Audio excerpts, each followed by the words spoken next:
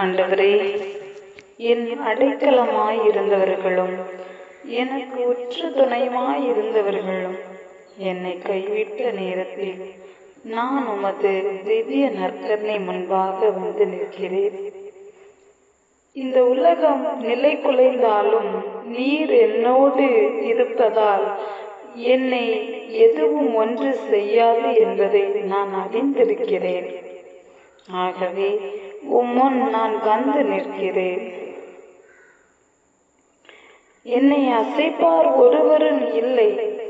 இருந்தபோதும் நான் காயமுற்று கடினமுற்று மனிதர்களால் வேதனையுற்று கண்ணீரோடு சில காரியங்களை உமது முன்னிலையில் வந்து நிற்கிறேன். என்னை ஒரு விசை கண்ணோக்கும். என்னை ஆசீர்வதித்தால் ஒழிய நான் உம்மை போக விடேன் என்று யாக்கோபு உம்மிடத்தில் சொன்னது போல திவ்ய நற்கருணை முன்பாக நானும் சொல்லுகிறேன். ஆண்டவரே, நான் ஒடுக்கப்பட்ட நான் இடுக்கமான இடத்தில் நின்று கொண்டிருக்கிறேன். நீர் இந்த நேரம் என்னை ஆசீர்வதியும். நீர் என்னை ஆசீர்வதித்தால் ஒழிய நான் உம்மை போக விடேன் என்று என் உள்ளத்திலே நானும் இந்த நாளில் சொல்லிக் கொள்கிறேன். பலவிதமான மனிதர்களால் நான் வேதனையுற்றிருக்கிறேன்.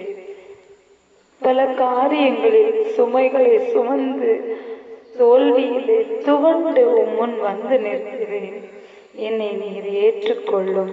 திருப்பாடல் 46 சொல்லுவது போல, கடவுள் நமக்கு அடைக்கலமும் ஆற்றலுமாய் உள்ளார். இடுக்கணுற்ற வேலைகளில் நமக்கு ஊற்று துணையும் அவரே. ஆகையால் உலக நிலை குலைந்தாலும் மலைகள் ஆழ்கடலில் அதிர்ந்து நடுங்கினாலும் கடலின் அலைகள் கொந்தளித்து பொங்கினாலும் அவற்றின் பெருக்கால் குன்றுகள் அதிர்ந்து நடங்கினாலும் எங்களுக்கு அச்சம் என்பது இல்லை. என் வாழ்வில் என்னை மேற்கொண்ட எல்லா வித துன்பங்களும் என்னை மேற்கொண்ட போதும் உம்மிடத்தில் நான் ஒரு விசை அமைதியாக நிற்கிறேன்.